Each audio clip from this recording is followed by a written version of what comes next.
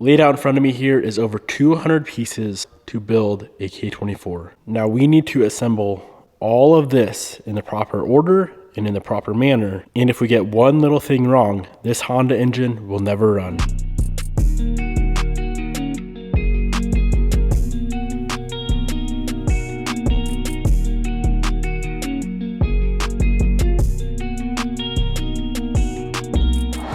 So we really have three different sections of this motor build. Over here we have the bottom end. That includes the block, the girdle or the main cap, the crankshaft, connecting rods, all of the bearings, pistons. We have all of the cylinder head components, which includes the cylinder head itself, all of the cam caps, rocker arms, rocker arm pins, intake and exhaust valves, cams with cam gears, springs and retainers, and what I would like to call the accessories.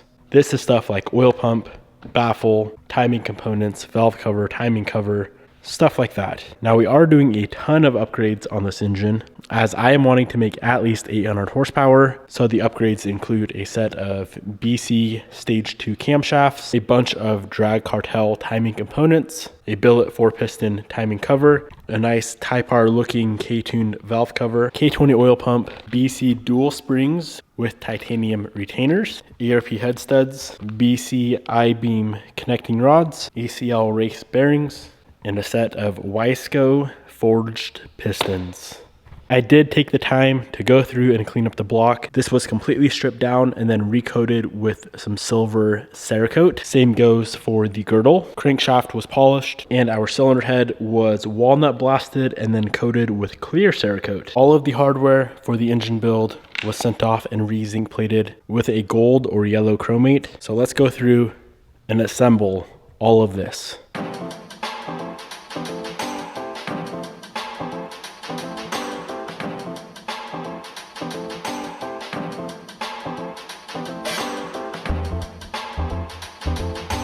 Before we get started, there's a few specialty tools that I will mention. Up first, we have a set of snap T-gauges. These are for measuring the inside of a bore.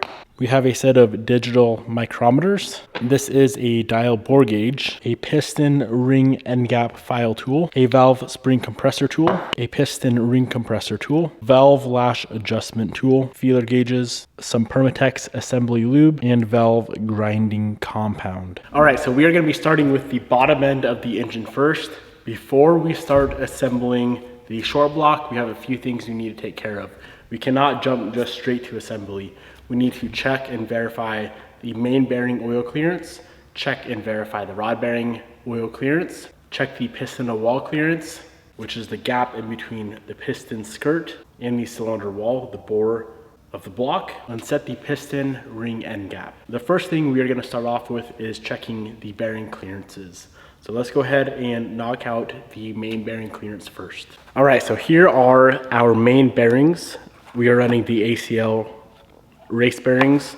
Now we have two different sets. We have a set of standard and we have a set of standard with extra oil clearance, which is the HX part number. Now here's the reason for it. If we go to check our main bearing clearances with all standards in there and say journal 2 and 4 are a little bit too tight, that's where the extra oil clearance, the HX, comes into play. These are 0.001 oversized, which is 1/1000th of an inch bigger than these. So say if we need half a thou extra of oil clearance on journal number 3, we'll take one of these, and by using one of the HX bearings, we will achieve the extra half thou of oil clearance. Let's start putting some things together and I'll show you guys that in a real life scenario. So here's our block. It is all cleaned up. We're gonna start off with all standard size bearings. Now when you pull the bearings out of the package, you'll notice you have two different looking bearings. The bearing with the groove and the holes goes in the block.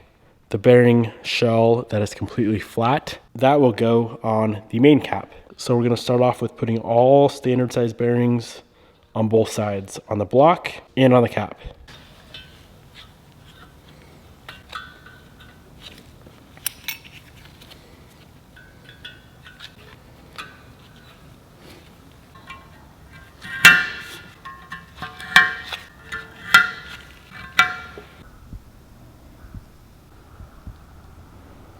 Now we take our main cap, we set her down on the block, we are going to install all of the main bolts and torque them down to spec. The spec on the main bolts for K series is 22 foot-pounds with an additional 56 degrees of angle. So you do need a torque wrench that does angle as well as foot-poundage. Now before these get threaded in, you do want to apply just a little bit of engine oil to the threads and to the washer.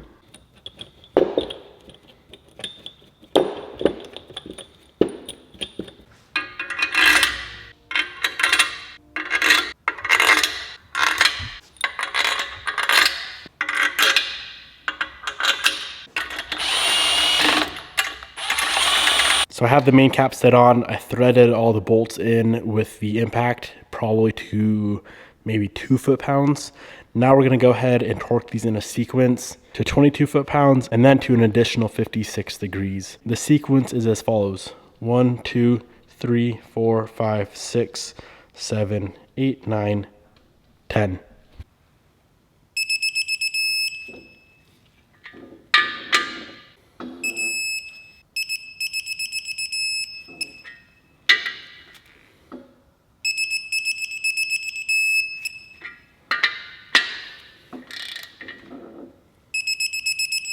So after we hit the initial 22 foot-pounds, we now go to the degree setting and torque an additional 56 degrees.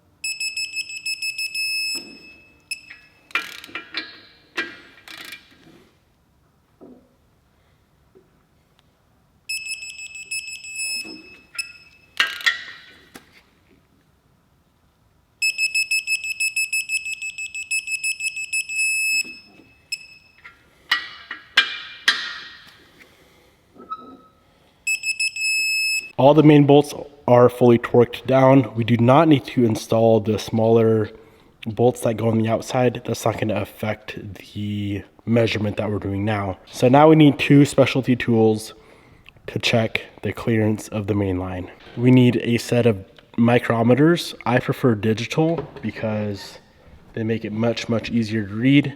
We will be using the 2 to 3 inch digital mics, and we need a set of snap T gauges. These 2 guys right here.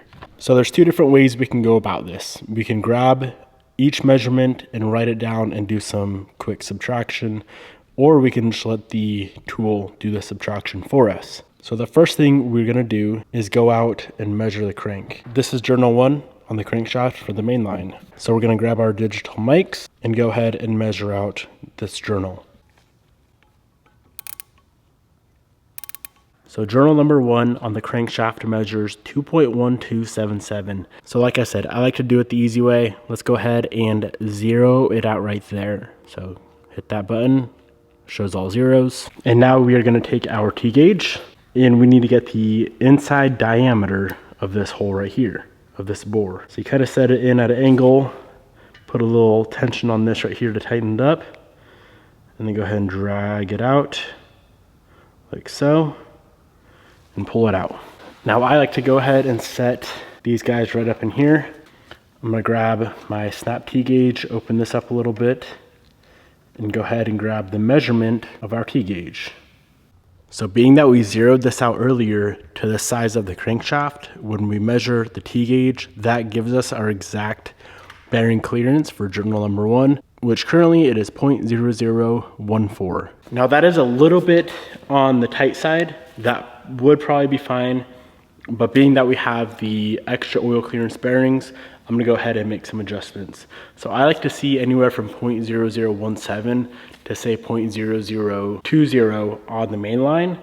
So if we take that bearing clearance, which is currently 0.0014, and we add in 1 extra oil clearance bearing, which is an extra half thou, that's gonna bring it from 0.0014 to 0.0019. Does that make sense? And I'm not gonna do that right now. I'm gonna go ahead and measure the rest of the main line as it is. And then once I have everything written down, all the data, all the measurements written down, I can go ahead and make adjustments from there. So let's go ahead and write that down. Number 1 is currently 0.0014. Let's measure the other 4 journals and see where those are at.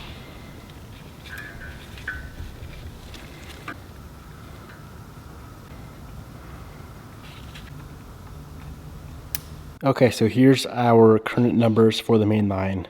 1.4, 1.35, 1.5, 1.45, and 1.5. So if we add an extra oil clearance bearing to every single journal, that'll go 1.9, 1.85, 2.0, 1.95, 2.0. This would most likely be fine as is, but I want to open it up a half thou just for that extra little bit of oil clearance. All right, guys, we are all finished up with the main line. I went ahead and added in that one HX bearing shell on the cap side.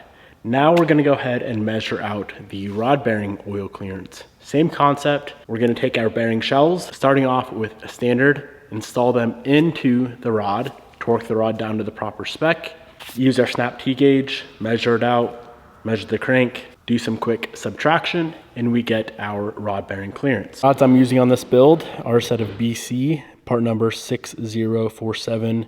These are good for at least 800 wheel, maybe more. These are a set of I-beams. So they call these the Moore rods. Mother of all rods is what that stands for. So they can hold quite a bit of power.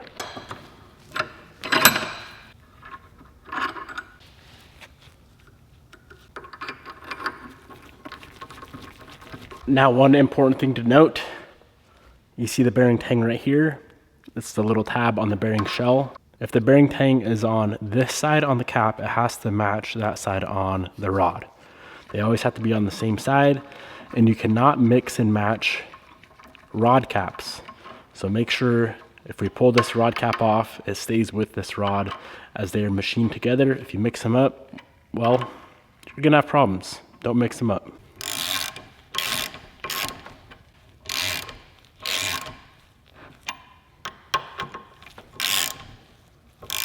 The torque spec on these bolts, which are the ARPs with the ARP fastener lube, is 50 to 55 foot-pounds. There's no additional degree like there was on the main line.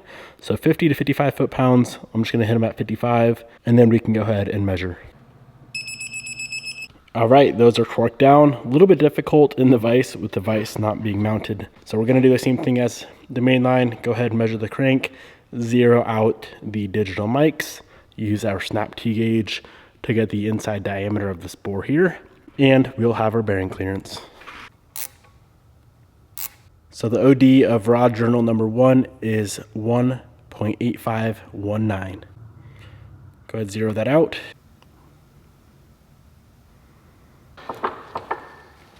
Alrighty, so our first rod bearing clearance is coming in at perfect 0.0023.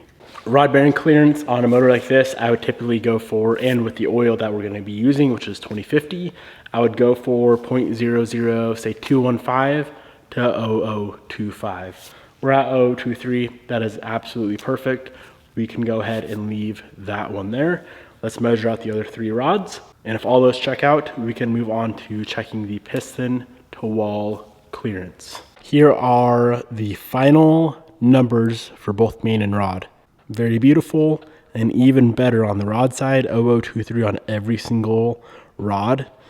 I've never had it that perfect. Rod bearing clearance is done, main bearing clearance is done. Now we're gonna move on to piston to wall clearance and setting the piston ring end gap. Let's do the piston to wall clearance first. Now, of course, this is going to be a higher boost motor, and we are installing forged pistons. Both of those things equate to us wanting a bigger piston to wall clearance than, say, a stock engine that is not going to be seeing any boost and that runs a factory cast piston. When you bring your block into the machine shop, they are going to request your pistons, and when they bore and hone the block, they set the piston to wall clearance. We're just double checking it. That being said, we are looking for a 45 thousandths or a 0.045, around a 0.045 piston to wall clearance. So let's go ahead and get that measured out. All right, the first thing we're going to do is take a piston. These are a beautiful set of forged Wiseco pistons. And we're gonna grab one of our micrometers and we're gonna just measure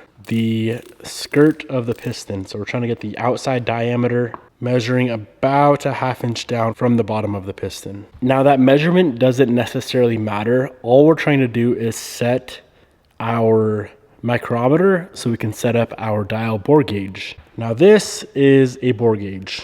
This is going to work very, very handy for checking the piston to wall clearance. So all we're doing is zeroing this out according to this.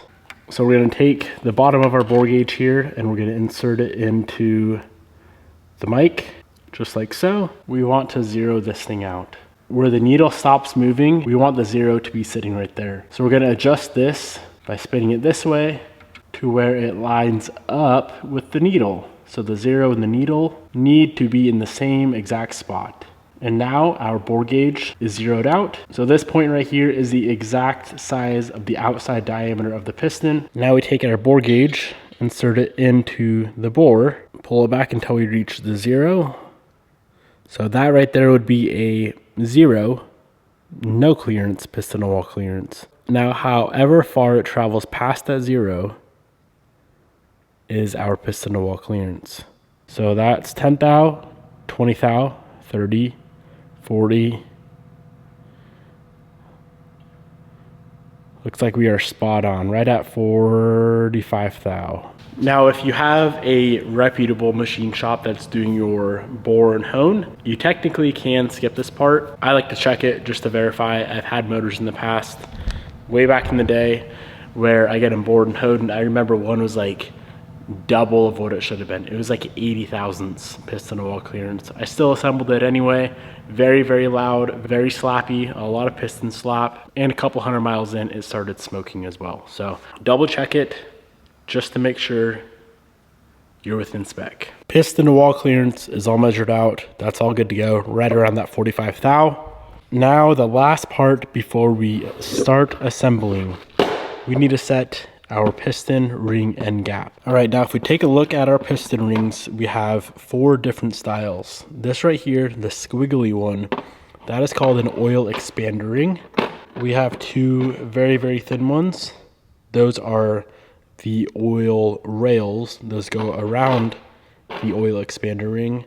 We have a bottom or a second compression ring, and we have a top or a first compression ring. We need to set the ring end gap on the compression rings. All 3 of the oil control rings, you don't necessarily need to set the end gap, but you should definitely verify that there is a good ring end gap. So let's grab our top compression ring, and how you verify which is top and second for the compression rings. The top 99.999% of the time is going to be a chrome or a shiny ring, and the second compression ring will be this darker grayish ring. So we're just going to grab a ring, and we need to set it down in the cylinder wall to check the ring end gap. So we're going to take it like this, insert it like so, and then tilt it down like that. Now we're going to grab a piston. We're going to flip it upside down so it's nice and flat, nice and square, and just press down that piston ring about that far. Pull out your piston, and that right there, that little gap you see in the ring, that is our piston ring end gap. Now, as far as where you want your ring end gap at, it's going to vary motor to motor. It varies bore size to bore size, so on and so forth. For this specific motor, the top ring, the first compression ring, I'm gonna go 020, and the second bottom compression ring, I'm gonna go 023. We have the top compression ring in the bore right now, and honestly, it looks pretty big. Here we have an 020 feeler gauge, and we are going to insert that into the ring end gap. And it almost fits. It's close. Let's try an 018. All right, 018 fits. So we need to file this about 3/1000ths of an inch. We're gonna do that with this piston ring end gap file tool. Just filed it a bit. You never wanna file too much, otherwise you're gonna be waiting a few days for new rings to come in. So I only go a little bit at a time, put it back in the bore, measure it, pull it back out, and file more if necessary. Okay, 4 files later, we have this ring opened up to a 0.021. Now, as you are filing, you want to make sure you're keeping the ring square in the filer so that when you close this ring, you don't have a big old gap on top or bottom. You need it filed completely square. So now that this ring is filed, we need to deburr it. So we grab this little file here and file the side of the ring like this to where there's no burrs that catch your finger. If you do not do that, the burrs will catch the ringland on the piston and the ring will get stuck. You definitely do not want that. The ring end gaps are now filed, and we can move on to installing the piston rings onto the piston itself. This is the guide I go off of for the end gap placements. If you do buy the Wiseco pistons, it comes with that. Now let's talk about ring orientation. So these are the oil control rings, the two very thin ones and the squiggly one. Those three rings go in one ring land, and that is the most bottom ring land on the piston, the very, very wide one. It's gonna go an oil rail or an oil scraper ring, the oil expander ring, which is this squiggly one, and then another oil rail. Those three rings together go on the bottom ring land. There is not a top or bottom to those three rings. Next up is the second compression ring. That will go in the middle ringland. There is a top and bottom to the compression rings. Wiseco marks theirs with a dot, that little dot right there. The dots go up toward the cylinder head. If the ring does not have a dot, the bevel on the second compression ring goes down toward the crankshaft. The top compression ring also has a dot. Same concept. Dot goes to the top, to the cylinder head. If yours does not have a dot, the bevel side goes up toward the cylinder head. And the top compression ring, of course, goes in the very top ringland. So that's all the ring orientation. Ring end gap placement will be off of that guide right there. You can use a ring expander tool.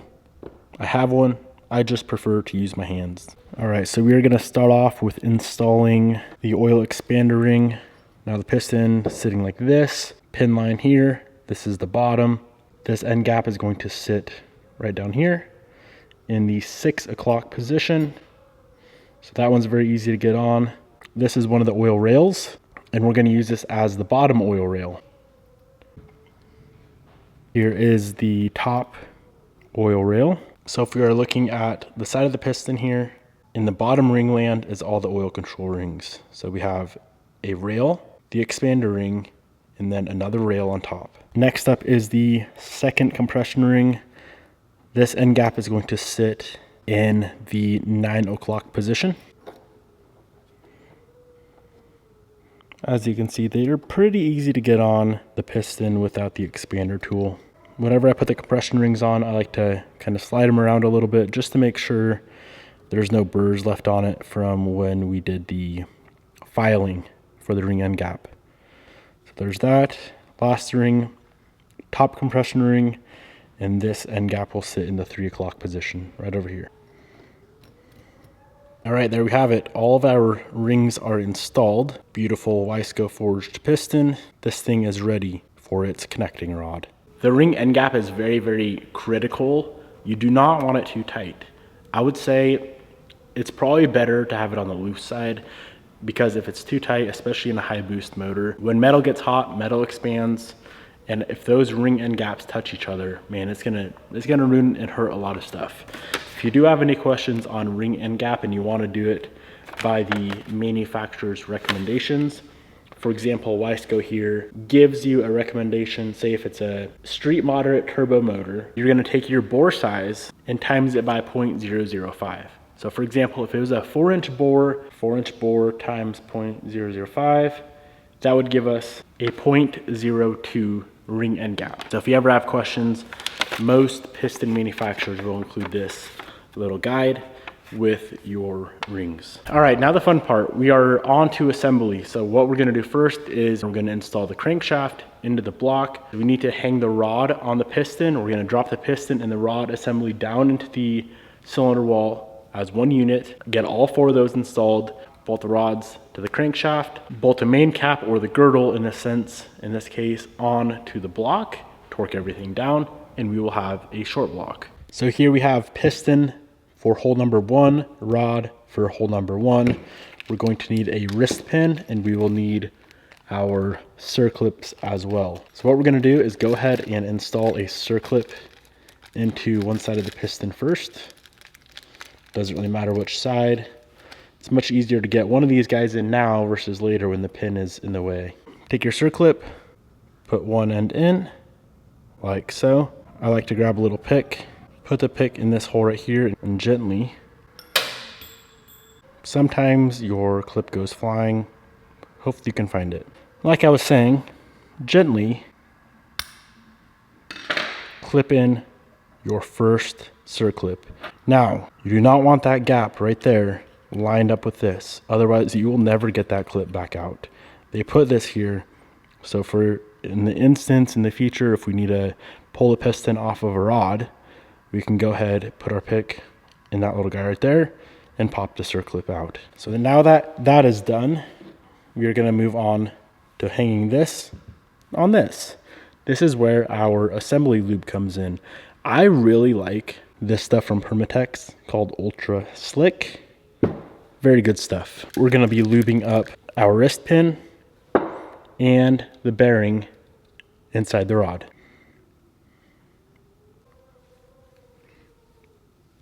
We are now ready to hang the rod on the piston. I'm going to start off with putting our wrist pin through the piston just a bit. You don't want it sticking through this side because we need to get the rod in. Grab our rod, line her up, and push her on through. Your rod should move freely on the wrist pin. Now all we need to do is install the second circlip, making sure it's seated all the way, and this guy is ready to go in the cylinder.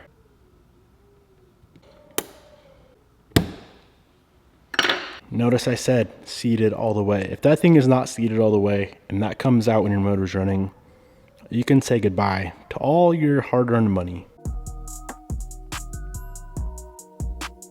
All right, my friends, we are now ready to install the crankshaft into the block. This thing is fresh, straight from the machine shop. They cleaned it up really, really nice. I'm gonna give it one more good cleaning with brake cleaner and compressed air, and we can go ahead and get it set up in the block. We will need assembly lube on all of the bearings, and if I did have a new rear main seal, I would install that now. It's a little bit easier to install now versus later when the girdle is bolted on. But like I said, I don't have one here, so it's not a big deal. So in here is pressurized brake cleaner. Works perfect for something like this. This thing needs to be 100% spotless with no dust or debris on it. Crankshaft is fully cleaned up, ready to be installed. We do have one more thing to put on the block before we install the crankshaft, and this is the thrust bearings.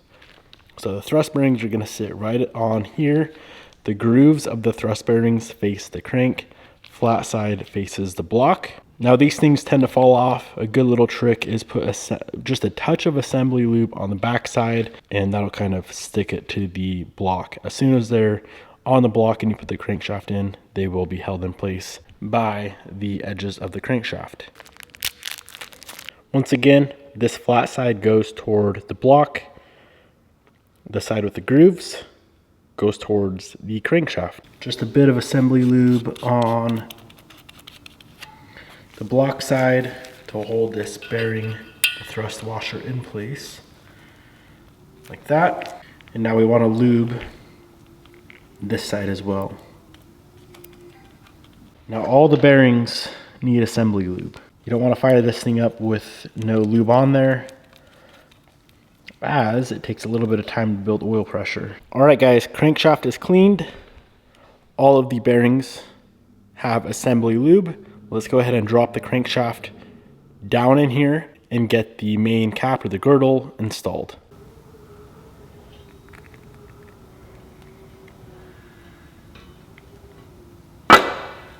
Beautiful, just like that, our crankshaft is installed. As you are installing, keep an eye on your thrust washers to make sure you don't knock those out of place. And like I said, as soon as the crank is in, you can see it'll hold the thrust washers in place. From here, we need to go through, clean up the gasket surface. It's already pretty clean, but I'm gonna give it one final cleaning with brake cleaner. on this side and on the girdle side. And we need to apply our bead of sealant around this whole edge so it does not leak oil.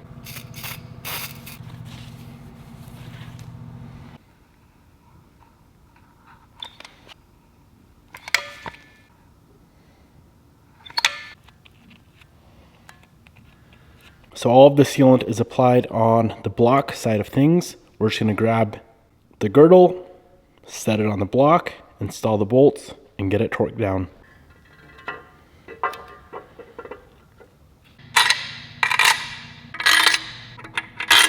Once again, the torque spec in sequence is as follows: 22 foot-pounds and then an additional 56 degrees. 1, 2, 3, 4, 5, 6, 7, 8, 9, 10.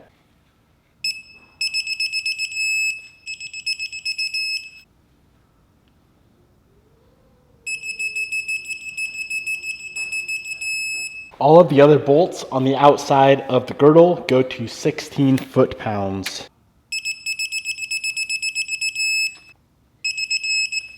From here, it's a good idea to make sure your crankshaft spins nice and smooth. Now, if you use a pretty thick assembly lube like what I showed you guys earlier, it's gonna have some resistance to it, but you should be able to spin it freely like I am here.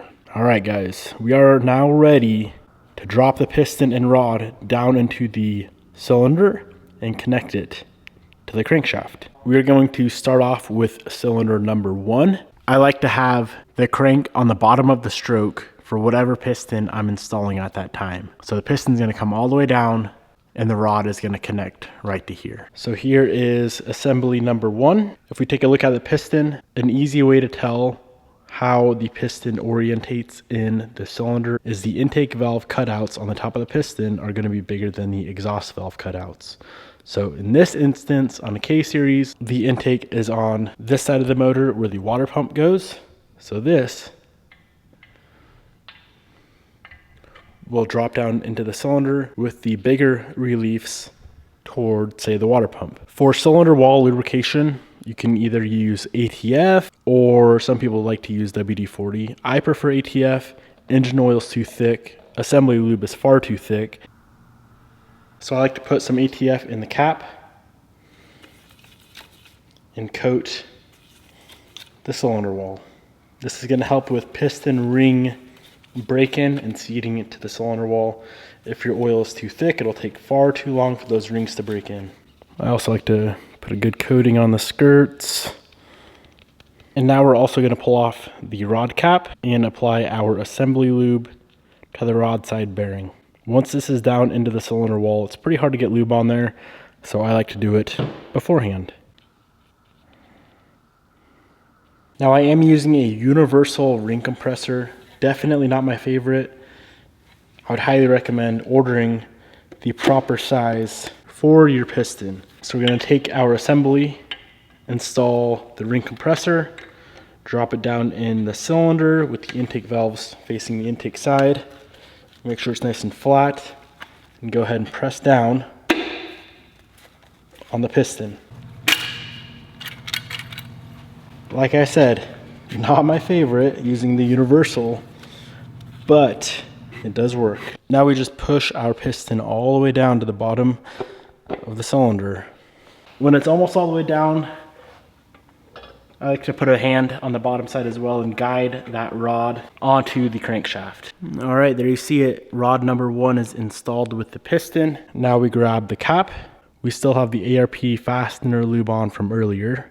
Now we just need to apply a little bit of assembly lube to that bearing and install this onto the rod. Once again, making sure bearing tang, which is right there, matches bearing tang, which is right there.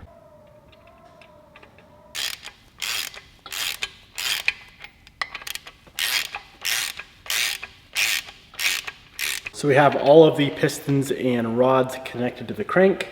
Last thing we need to do is torque the rods down to a final torque spec of 55 foot-pounds. I'm gonna do in a sequence of 15 on each bolt, 35 on each bolt, 55 on each bolt, just so it sucks it down to the rod evenly.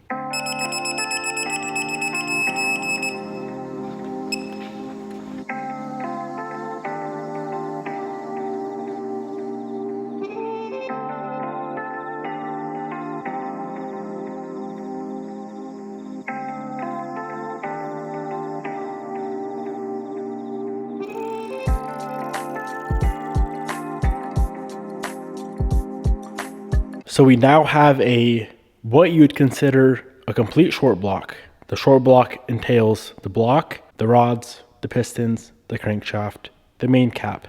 This is technically considered a complete short block. Now we need a cylinder head. So on this table over here is all the parts and pieces for our cylinder head. As of right now, our head is completely bare, fresh out of the machine shop. What they did is resurfaced or milled the gasket surface, checked the valve guides, checked the valve seats, and verified that this thing is ready to go. So it is up to us to assemble it. We are upgrading to the BC dual springs with some nice lightweight titanium retainers, a nice fresh set of OEM valves, and a set of BC stage 2 camshafts. So we need to install the valve with the springs, the spring seat, valve stem seal, retainer, 2 keepers, and then after all 16 valves are installed, then we move on to the camshafts and rocker arm assembly. Now before we install the valves, all of the valves need to be lapped into the valve seat. If we do not lap the valve into the seat, which is this guy right here, there's a high probability that it's going to leak, which means we're going to be losing compression, which means we'll be down on power. We will be lapping in the valves using some valve grinding compound. Let's go ahead and knock one out. So we're just going to put a touch of this valve grinding compound on the valve, just like so. Lightly spread it around. You don't need too much on here. You don't want too much on here. Something like that should do the trick. And this is an exhaust valve. You know the difference between the valves. They are different color and different sizes. The bigger gray ones are intake and the smaller silver ones are exhaust. Lapping it is effectively moving the valve back and forth so it grinds the face of that valve into the seat. Now we can do this by hand, or we can make it go a little bit quicker and use a drill. All right, so here I have my drill chucked up onto the stem of the valve. I'm gonna go at a pretty low RPM and just grind that valve right into the seat so it's a nice, perfect seal. So we now have all of the valves lapped in. Make sure you mark them as to which hole they come out of, 1 through 8 on both intake and exhaust. We are ready to start assembling the head. So the first thing that we need to put on is one of the spring seats. If you do not put this on first and you go ahead and put on a stem seal, these will not be able to fit. All of the spring seats are installed on the intake side. Now we're going to grab our stem seals. These ones are exhaust based off of the part number, FE for exhaust. These ones should say FI, FI for intake. So here we have a stem seal. We're going to put it on the valve guide. Push it down as far as we can with our fingers. And for extra insurance, to make sure it's seated all the way, I like to grab a socket that is just perfectly fitting on that steel ring on the outside and lightly tap it on. Once again, to make sure it's fully seated on that guide. Now we're going to grab the proper valve. This is hole number 1 intake. So here's intake number 1. I have my bucket full of engine oil. I'm just going to put a bit of engine oil on that stem, just so it's not going through the seal completely dry. All right. Go ahead, press it up through that seal, and we are ready for the springs, the retainer, and the keeper. Now, if we take a look at this spring, you see how there's tighter coils on this side, and it's more open up top. The tighter coils go to the bottom, so the tighter coils go to the cylinder head. Now, using my nice little Amazon special spring compressor, we can compress the springs and retainers and install the keepers. Both of the keepers installed. It should look like that. Now we just release this bolt, verify nothing comes loose, and there we have it. First complete valve with spring and retainer is installed. Our cylinder head is now complete with all of the valves, springs, retainers, all of that good stuff is installed. The cams and rockers will be installed later on after this goes on the short block.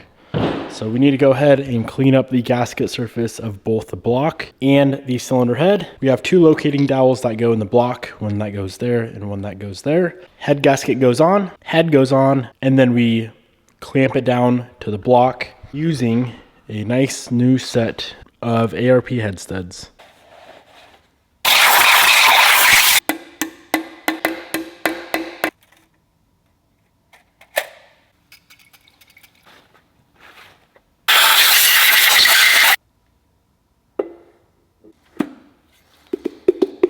So we have our head installed and sitting right on the block. Now we need to go ahead and install the head studs. These are ARP 2000s, and we need to use the supplied ARP fastener lube on the threads and both sides of the washer.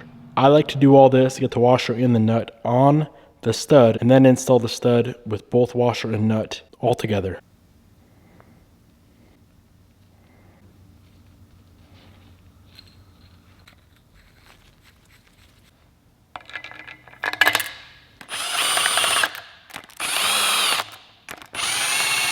Studs are installed. Now the studs into the block, those only go hand tight. I do like to run them all down with an impact first and then finish it off with just a small ratchet.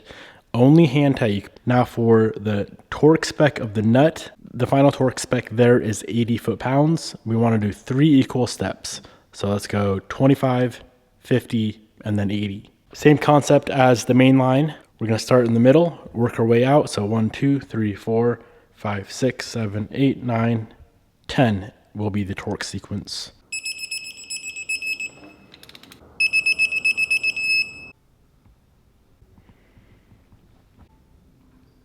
With the cylinder head installed on the block, now we move on to all of this. The cams, the rockers, and the cam holders and caps. So we have 3 different rollers, 3 different styles. First one with a big oil feed hole, second one, and the third one with no oil feed hole. This is how it is assembled with the pins and the spring. The one with the oil feed hole gets that short pin, middle one gets the longer solid pin, last one with no oil feed hole or oil hole whatsoever gets the hello pin with the spring. It goes spring in first, that'll sit like that, middle solid pin, and the first one with the oil feed hole gets a solid pin. I have everything laid out here. All of this needs to be assembled using the pins. Now these pins go in a certain way. We have 2 ends, one that is thin, one that is thick. The thicker one goes to the cam gear side, and as we are installing these, that cutout has to line up with the holes as the bolt passes through the cutout and holds it in place.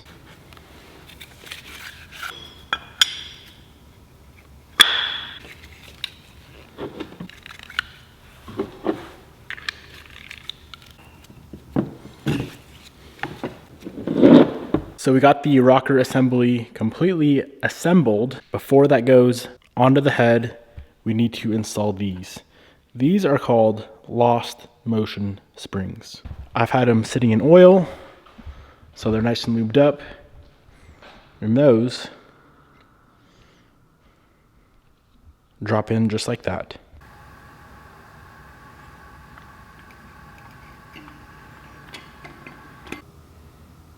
The rocker assembly is fully installed. Make sure you do not forget sealant on this outer edge here, or you're gonna have a pretty decent leak. Now we are ready for our camshafts.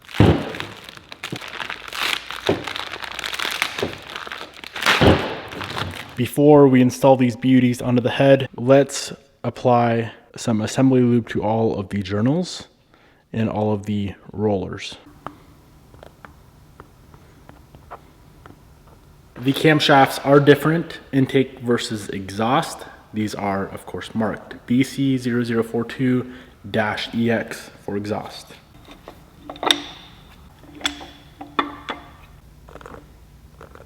Bit of assembly lube on the top of the camshaft as well. And now we grab the caps and install these guys one by one.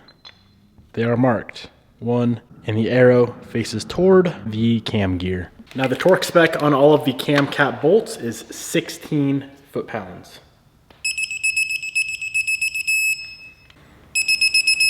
Camshafts are installed. Everything is fully torqued down to spec. Let's move on to cam gears. So let's talk the intake cam gear. Stock on this motor is a RBB, that is a TSX engine, and I have purchased an RBC cam gear. One main difference, this one advances to a max of 25 degrees. The RBC cam gear, which comes on the Civic SIs, advances to 50 degrees.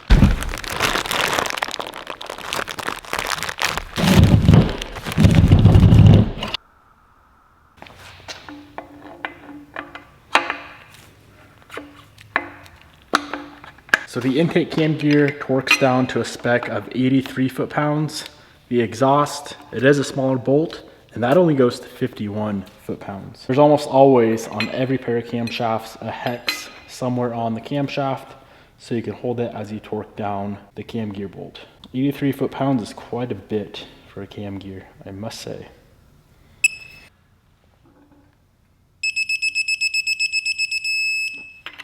Let's go ahead and install the triggers. You kind of got to wiggle this nut or the bolt to get it on while the rockers are installed, but it's definitely doable. All right, we are almost done. This is what we have left. Oil pump and baffle, timing components, timing cover, valve cover, oil pan. First thing we are going to install is a OEM K20 oil pump. Let's discuss these real quick. So this is the factory oil pump out of the motor. This is a K24 oil pump. And as you can see, it's pretty bulky. And the reason it's so bulky is because it has all of the balance shafts. So if you're trying to rev high and have better oil pressure overall, you need to upgrade to this pump right here. This is a K20 PRB oil pump. Now there is a few companies that do this for you, but I elected to just buy it and do it myself. We do need to do a little bit of clearancing to get this to fit. This little bar right here, we need to go ahead and shave that down. Not a big deal, only takes a few minutes, but let me show you what it hits. That right there. Alrighty, so the pump is fully clearanced. I went ahead and disassembled it, made sure everything is 100% spotless. There of course cannot be any aluminum shavings in there. Now, it's also a good thing that we pulled it apart because we need to pack this thing full of grease. Any sort of assembly lube or even like Vaseline will do the trick. This is going to help build oil pressure on first start.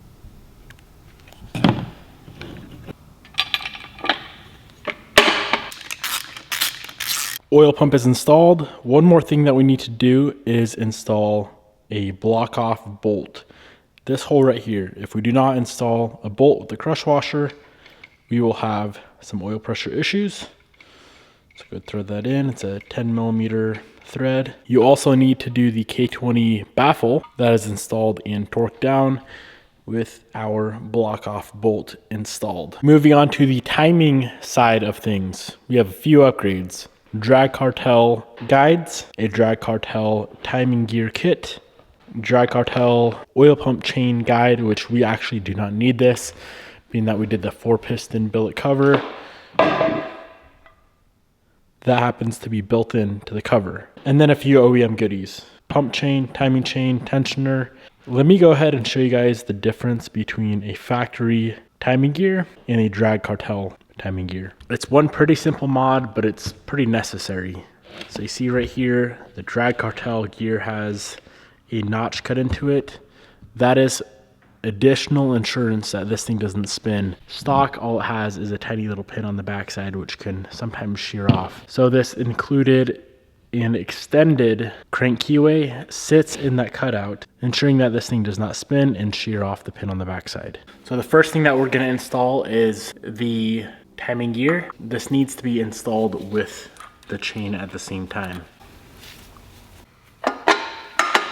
Up next is the timing chain. I went ahead and marked all of the timing marks with a yellow pen so that I and you guys can see. So that is the crank side.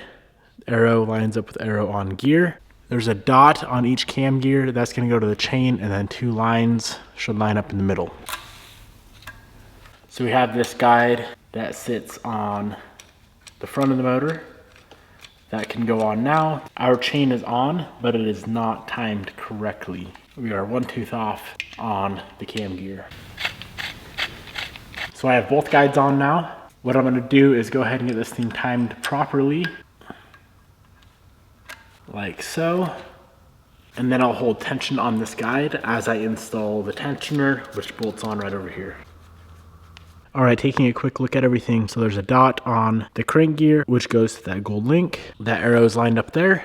Dot goes in between the 2 gold links on that cam gear. That dot in between the 2 gold links on that cam gear. And those 2 lines are lined up. This thing is fully timed and we are ready to pull the pin. Now I'm just gonna rotate this thing over using a wrench. Rotate it over a few times and make sure she stays in time.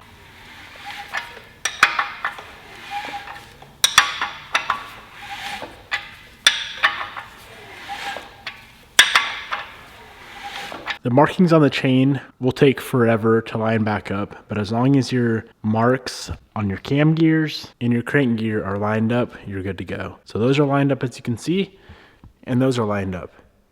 So we are good to go. We need to install the oil pump chain tensioner, oil pump chain guide, get all of this torqued down to spec, and we can install the billet timing cover. We do have one more part to install before the timing cover goes on, and that is the crank trigger with the keyway. So the keyway is gonna go on first.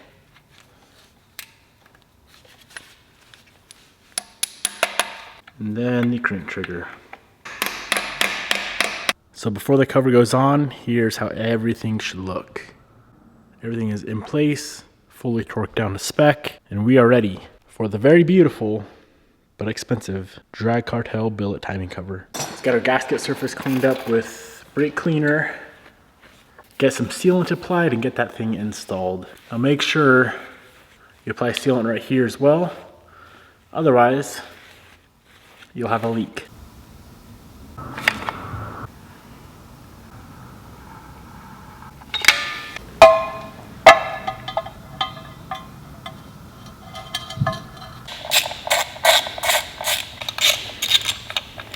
The Drag Cartel cover is a 2-piece cover, and even though they include this O-ring right here, it always seems to leak. So I'm gonna put a little bit of sealant right there as well. Go ahead and get that top cover on, and we'll be all finished up.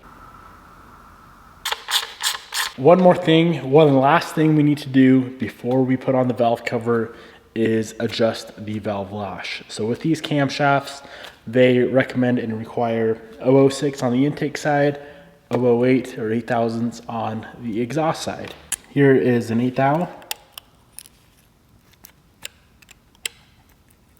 And as you can see, it does not fit. That one feels pretty decent, but this one does not fit. Go loosen that up a little bit. You want it snug, you don't want it so tight to where you can't get the feeler gauge out. But that right there feels perfect. All of the valve lash is set. We're ready for the valve cover. A little bit of sealant right there where the head connects to the timing cover on both sides. We need to go ahead and apply sealant on this tower from this point right here all the way up and down to that corner over there. And then the valve cover goes on.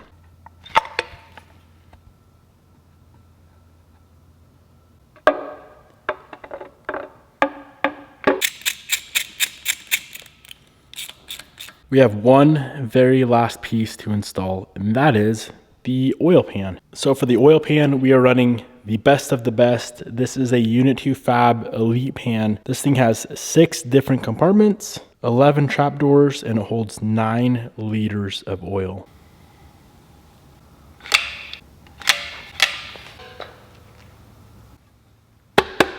And just like that, my friends, a couple hours later, we now have a complete, ready to drop in hopefully ready to run engine. Every single little part on this thing is effectively brand new, and man oh man, she turned out so good looking. Not only does it look absolutely amazing, every part that we installed is top of the line for this Honda K series. If you didn't know, this is the motor that is going in the 1991 Acura NSX, which will be mated to this 5-speed transmission. All of the aftermarket parts that we installed in this motor, I will go ahead and link down in the description box below.